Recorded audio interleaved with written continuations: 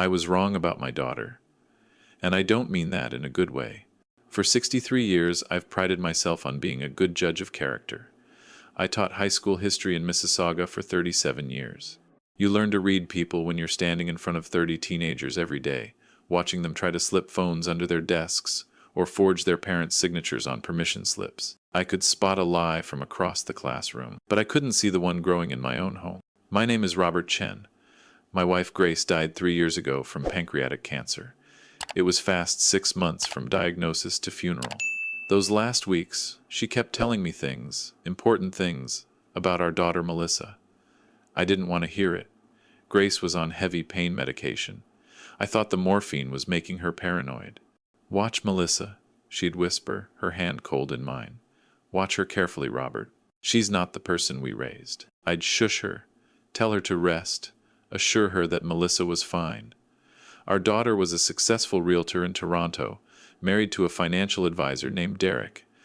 They had a beautiful condo in Yorkville, drove matching BMWs, took trips to Turks and Caicos twice a year. Success. That's what I saw. Grace saw something else. After Grace died, I sold our house in Mississauga. Too many memories, too many rooms that echoed with her absence. I moved into a smaller condo in Oakville, paid for in cash, no mortgage, no debt. Grace and I had been careful savers. Between my teacher's pension, our investments, and the house sale, I was comfortable. Not rich, but secure. Melissa called me every Sunday. She'd ask how I was eating, if I was keeping up with my doctor's appointments, whether I'd made friends at the condo. Concerned daughter, devoted to her widowed father. That's what I thought. Then came the invitation. It was a Saturday morning in August when Melissa showed up at my door, unannounced. She was wearing one of those expensive athleisure outfits that cost more than my monthly grocery bill, her highlights fresh, her nails perfect. "Dad!" She hugged me, and I caught a whiff of her perfume, something floral and expensive. "I have the most amazing surprise for you." She pulled out her phone, scrolling through photos of a beachfront resort in Muskoka. Not the touristy parts, this was one of those exclusive places where celebrities go to avoid being seen. My best friend from university, Amanda, is getting married there next month. Weekend wedding, all inclusive. "Dad, I want you to come. My treat." Everything, flights to the private airstrip, the resort, meals, everything. Consider it a thank you. A thank you for what? For everything. For raising me? For paying for my education? For always being there? Her eyes got misty. "Dad, I know these last 3 years have been hard on you. You deserve something special." I started to protest. It was too much. Too expensive, but Melissa wouldn't hear it. "Derek and I are doing really well," she said, and something in her voice made me pay attention. "His investment firm just closed a huge deal. We can afford it. Please, Dad, let me do this for you. Mom would want you to be happy." That's what got me. Mom would want you to be happy.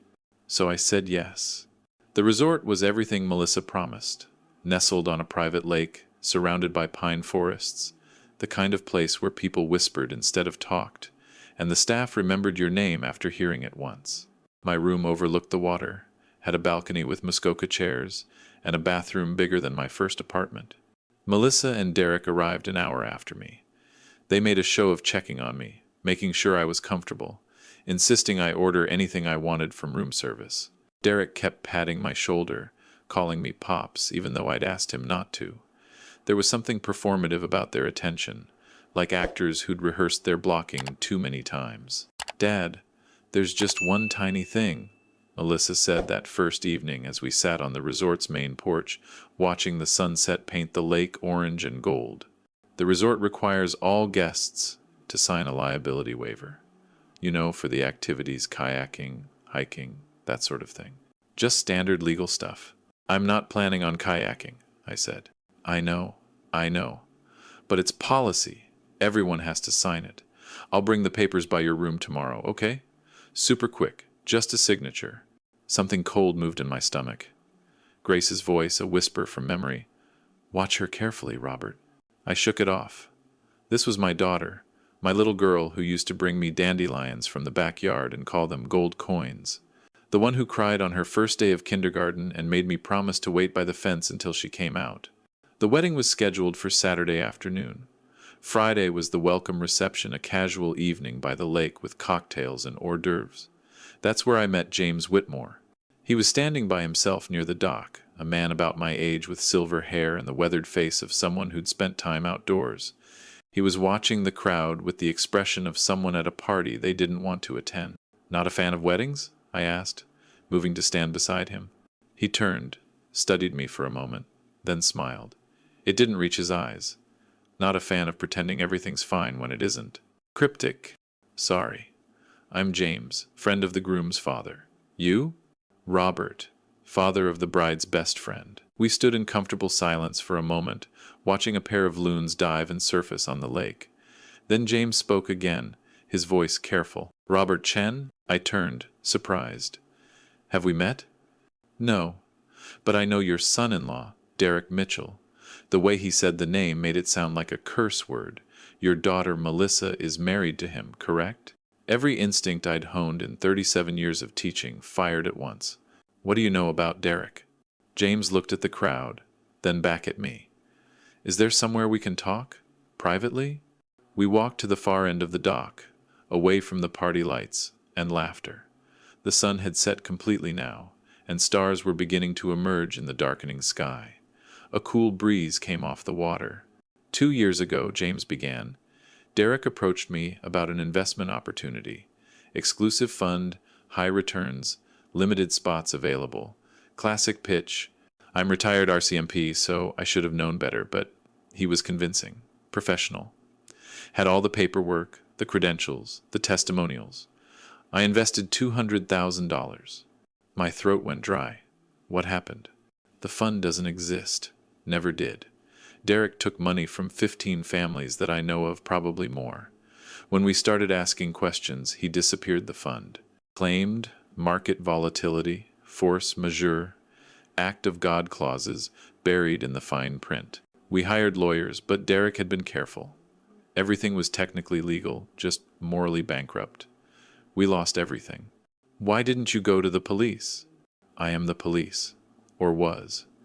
Robert, Derek operates in that gray area where what he's doing is unethical but not quite criminal.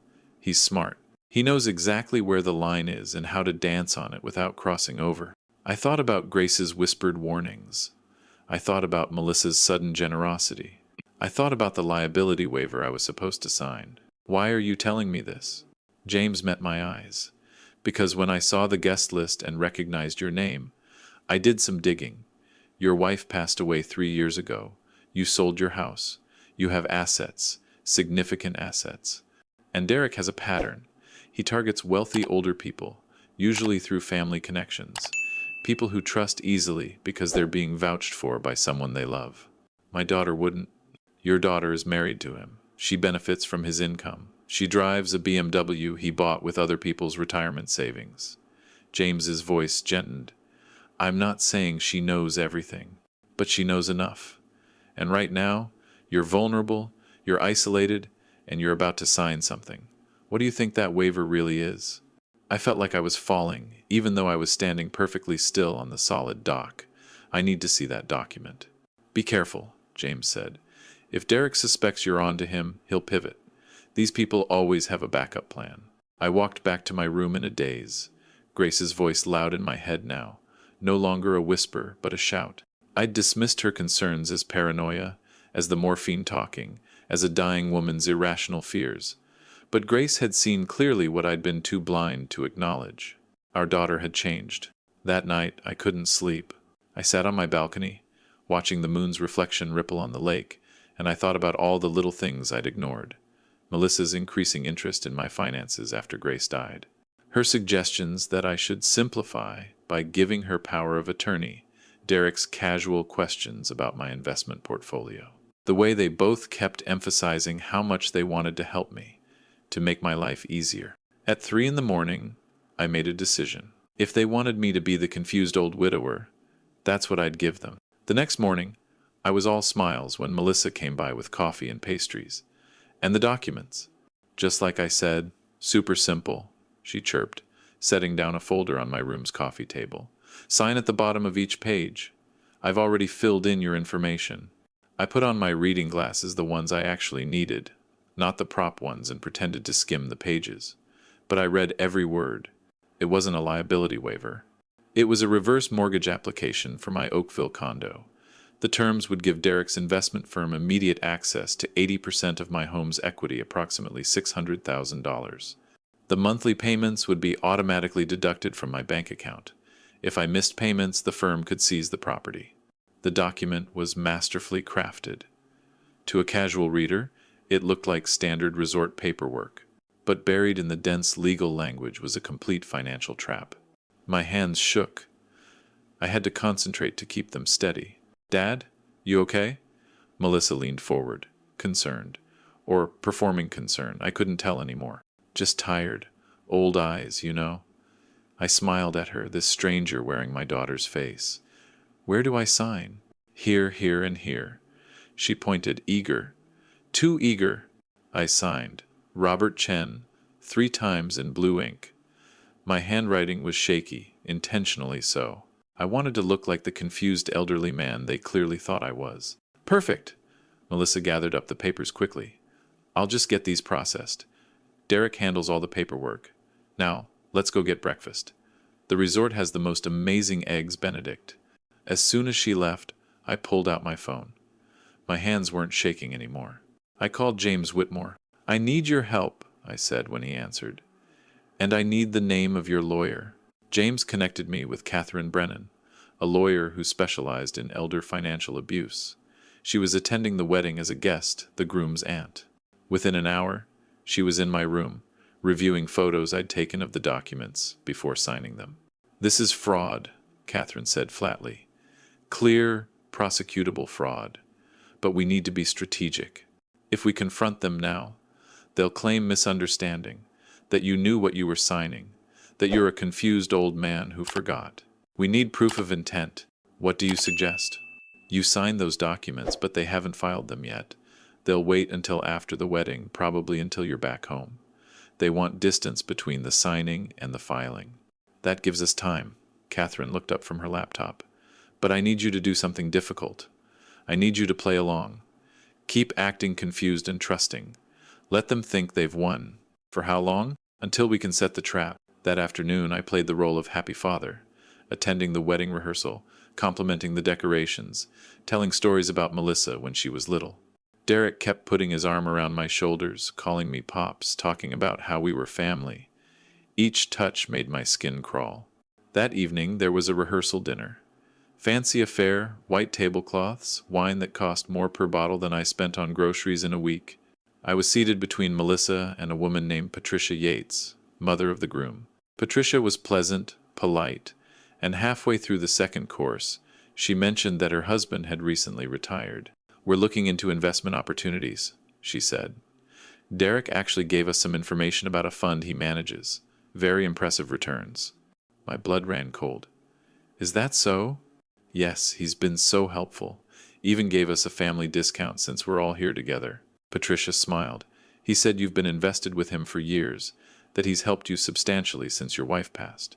I felt Melissa stiffen beside me. "Did he?" I kept my voice neutral, friendly. "That's interesting." Derek appeared at my elbow, smooth as oil. "Pops, I was just telling Patricia about some conservative options for their retirement. Nothing too risky. Just wanted to help out since we're all here celebrating." "Of course," I said.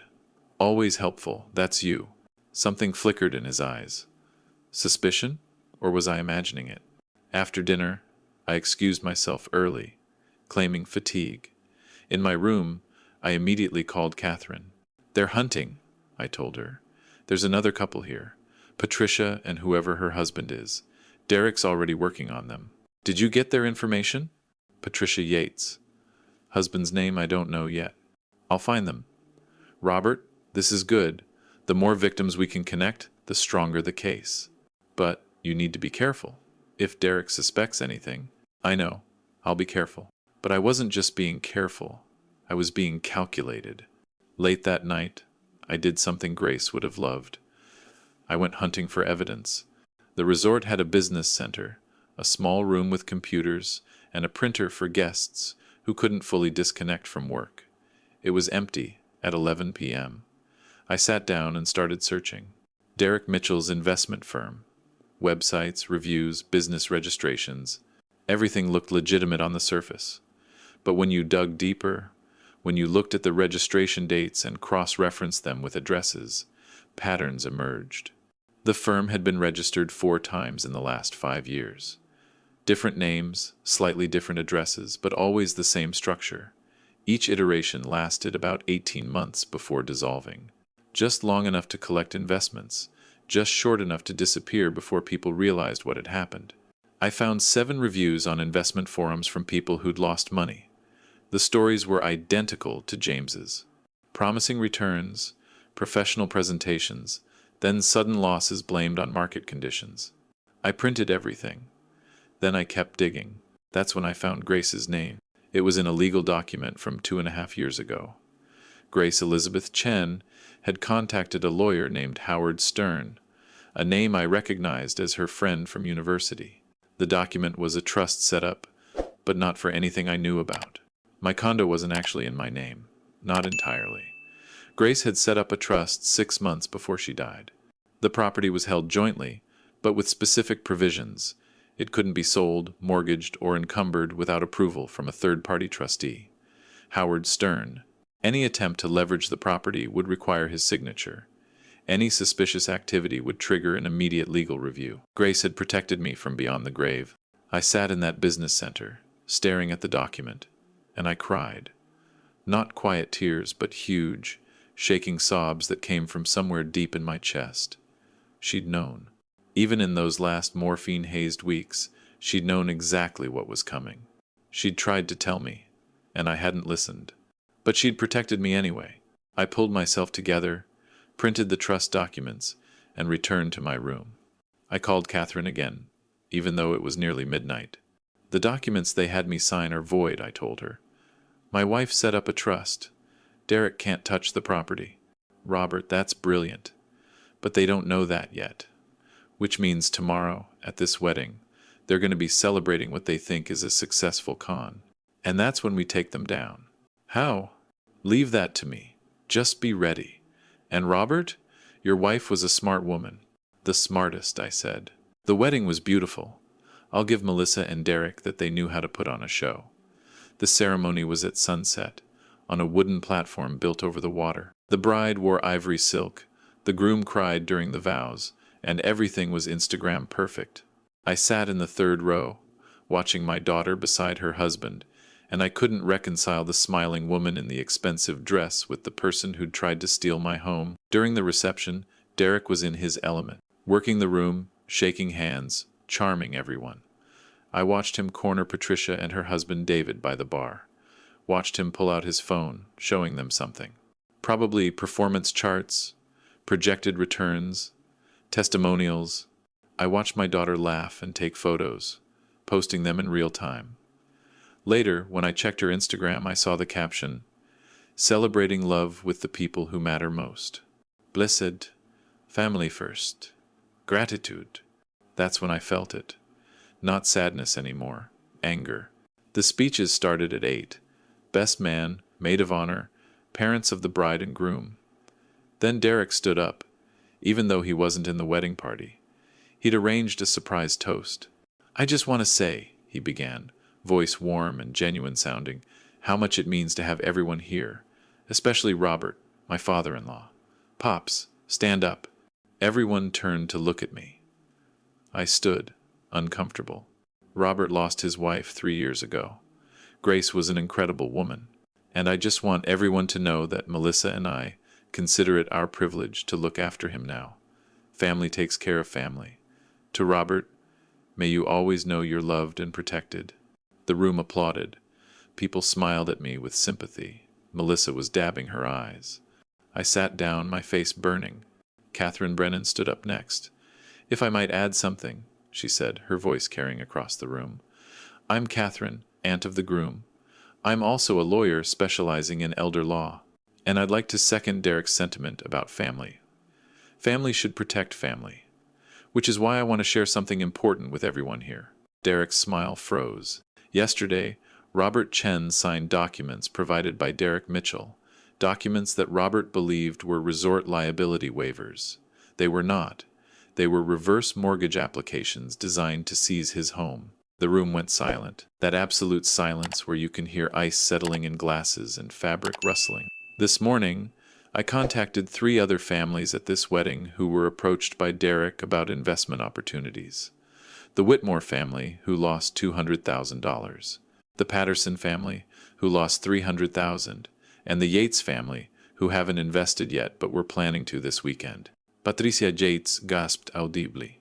Additionally, Catherine continued, I've been in contact with the Ontario Securities Commission and the RCMP. They've been investigating Derek Mitchell's investment firm for fraud. The evidence Robert provided last night was the final piece they needed. 2 men in suits entered the reception hall. Not wedding guests. Officers. Derek bolted. He actually ran, pushing through the crowd toward the exit. But James Whitmore was there, retired RCMP, still faster than he looked. Derek went down hard on the polished floor, James's knee in his back. The bride screamed. Someone dropped a champagne glass. The whole beautiful wedding imploded in seconds. Melissa turned to me, her face white. Dad, I didn't know. You have to believe me. I didn't know what Derek was doing. You knew enough, I said quietly. You brought me the documents. You rushed the signature. You watched me sign away my home, and you smiled. But I thought Derek said it was just paperwork, that it would help with your finances. Don't lie to me, Melissa. Not now. Not anymore. Her face crumpled. But she wasn't crying for me, or for what she'd done. She was crying for herself, for the BMW and the condo and the lifestyle that was about to disappear. I'm your daughter, she whispered. My daughter died when your mother did, I said. I just didn't realize it until now. The police arrested Derek at the wedding. Multiple charges: fraud, elder abuse, operating an illegal investment scheme. They seized his phone, his laptop, and all the documents Melissa had been carrying. The wedding ended early. Guests left in shocked groups, whispering. The bride was inconsolable, her perfect day ruined. I almost felt sorry for her. Almost. James Whitmore found me on the dock later that night, after most people had left. The resort was eerily quiet now, just the sound of water lapping against the posts. You okay? He asked. I don't know. Ask me in a year. For what it's worth, you did the right thing. Derek would have kept going. The Yates family, and whoever came after them. You stopped it. I didn't do it for them. I did it for me. And for Grace. Grace? I told him about the trust, about Grace's warnings I'd ignored, about how she'd protected me, even when I wouldn't protect myself. She sounds like she was something special, James said. She was. She saw Melissa clearly, saw what Derek was turning her into. Or maybe revealed what was always there. I don't know anymore. We sat in silence for a while. Then James asked the question I'd been avoiding. What happens now? With Melissa? She's an adult. She made her choices. I can't save her from the consequences. She's still your daughter. Is she? The Melissa I raised wouldn't have done this. That person is gone. Maybe she never existed. Maybe Grace and I just created a story about who we wanted her to be. James nodded slowly. I understand that. After my divorce, I kept expecting my ex-wife to turn back into the woman I married. Took me years to accept that maybe she'd always been this person. I'd just been looking at her through the wrong lens. What do you do with that? With the knowing? You grieve. You move forward. You do better next time. I spent one more night at the resort. My room overlooked the lake, and I sat on the balcony, watching the stars reflect on the water. I thought about Grace, about the life we'd built together, about the daughter we'd raised. I thought about trust, and how easily it can be weaponized. Around midnight, Melissa knocked on my door. I almost didn't answer. Dad, please, I need to talk to you. I opened the door. She looked terrible, makeup smeared, dress wrinkled, eyes red from crying. Derek's been arrested, she said unnecessarily. I know. They're saying 3 to 5 years. His lawyer says maybe more if the other victims press charges. They will. Dad, what am I supposed to do? The condo's in his name. The cars are leased through the firm. Everything's gone. I looked at her.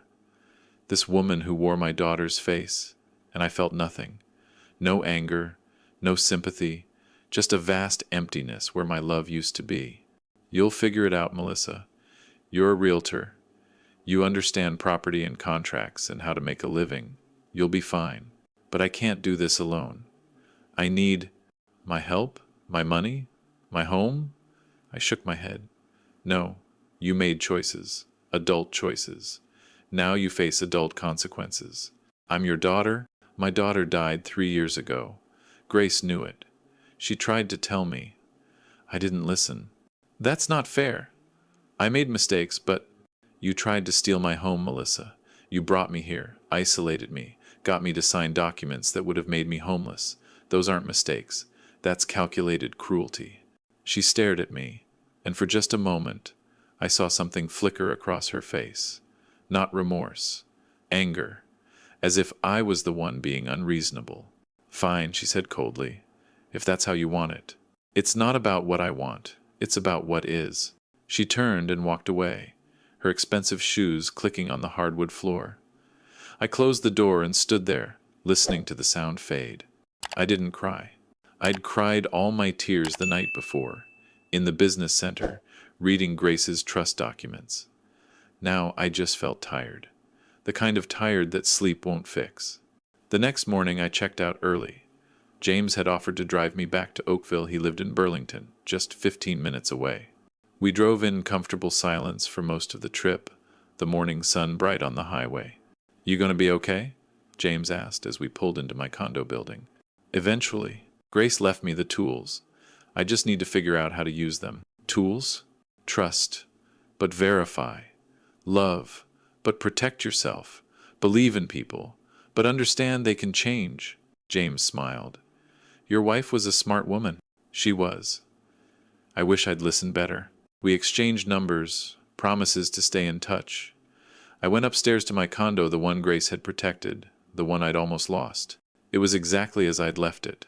Clean, quiet, safe, but it felt different now. Or maybe I was different. I found the box of Grace's things in the back of my closet. Her jewelry, her favorite scarf, the journal she'd kept during her last months. I'd been too raw to go through it after she died. I opened the journal now. The entries started 6 months before her diagnosis. Just observations at first. Melissa's increasing questions about our finances. Derek's calculated charm. The way our daughter had started valuing money over relationships. Then came the diagnosis, and the entries changed. They became instructions. Contact Howard Stern about a trust. Make sure the condo is protected. Watch for signs of financial abuse. Don't let Robert sign anything without reading it carefully. The last entry was dated 3 days before she died. Robert will be angry when he finds out I did this. He'll think I was paranoid, that I didn't trust our daughter, but I know her better than he wants to. I see what she's becoming. I can't stop it, but I can protect him from it. Sometimes the hardest part of love is accepting that the people we raise become strangers. I hope he forgives me. I hope he understands. I hope he survives what's coming. I love you, Robert, even when you're stubborn, even when you don't want to see the truth. Especially then, gee. I sat on the floor of my bedroom, holding her journal, and this time when I cried, it was different. Not grief, not anger, something closer to gratitude. Grace had seen the truth when I couldn't. She'd protected me when I wouldn't protect myself. She'd loved me enough to do the hard thing. 3 weeks later, Derek's trial date was set. The Crown had a strong case, multiple victims, clear documentation, evidence of systematic fraud. His lawyer tried to negotiate a plea deal. Derek would serve 18 months and pay restitution. Catherine Brennan called me about testifying. I'll do it, I said. Whatever it takes. What about Melissa? She'll likely be there. Then she'll be there. The preliminary hearing was in September, downtown Toronto courthouse. I took the bus, wearing my good suit, carrying the folder of documents Catherine had prepared. Melissa was there, sitting in the back of the courtroom, wearing a modest dress, no jewelry. Her hair was simpler now. Her whole appearance screamed, I'm a victim too. Maybe she was. Maybe she genuinely didn't understand what Derek was doing. Maybe she'd been caught up in the lifestyle and hadn't asked questions because she didn't want to know the answers. Or maybe she'd known exactly what she was doing. I didn't know anymore. Didn't know if it mattered. I testified for 40 minutes. Described the wedding, the documents, the signatures. I was calm, factual, devastating. Derek's lawyer tried to suggest I'd known what I was signing, that I was elderly and confused and misremembering. Catherine destroyed that argument in 3 questions. Mr. Chen, how many years did you teach high school? 37. And during those years you read and graded approximately how many essays? Tens of thousands. Would you describe yourself as someone who carefully reads documents before signing them? Always. Derek was sentenced to 4 years. With good behavior, probably 3. The judge cited the vulnerability of the victims, the calculated nature of the fraud, and the lack of genuine remorse. Melissa left the courtroom before the sentencing was read. I saw her in the hallway, talking on her phone, already planning her next move. I walked past her without speaking. That evening I sat on my balcony in Oakville, watching the sun set over the lake. Not the pristine beauty of the Muskoka resort, but my lake, my sunset, my home. James called to check in. We'd been having coffee every couple of weeks. He understood what it was like to grieve someone who was still alive. "How do you feel?" he asked. "Lighter," I said, surprising myself. Like I've been carrying something heavy and finally put it down. The betrayal? The pretending. For 3 years, I've been pretending Melissa was still the daughter I raised, pretending everything was fine, pretending Grace was wrong. It was exhausting. And now? Now I'm done pretending. Grace was right. Melissa changed, or she showed her true self, or both. Either way, she's not my responsibility anymore. That's harsh, maybe. But it's also honest. Grace would approve of that. I don't know what happened to Melissa after the trial. I heard through mutual friends that she moved to Vancouver, started over. She never called, never wrote. Neither did I. People ask me sometimes if I regret it, if I wish I'd forgiven her, given her another chance. The answer is no. Not because I'm cruel, but because Grace taught me something in those last months. Something I'd spent 3 years learning to understand. Love doesn't mean accepting abuse. Family doesn't mean sacrificing yourself. And sometimes, the bravest thing you can do is let someone go. I'm 63 years old now. I have good friends, a comfortable home, and Grace's wisdom protecting me from beyond the grave. I read her journals sometimes, especially on hard days, and I hear her voice in the words. Watch carefully, Robert. Trust but verify. Protect yourself even when love makes you want to be vulnerable. She was right about everything. I was wrong about my daughter. And I don't mean that in a good way. But I'm okay with it now. Because sometimes, the most important truth is the one you don't want to see. And the greatest gift someone can give you is protecting you from your own blind spots. Grace gave me that. Even in death, she was still teaching me. I just wish I'd listened sooner. But I'm listening now.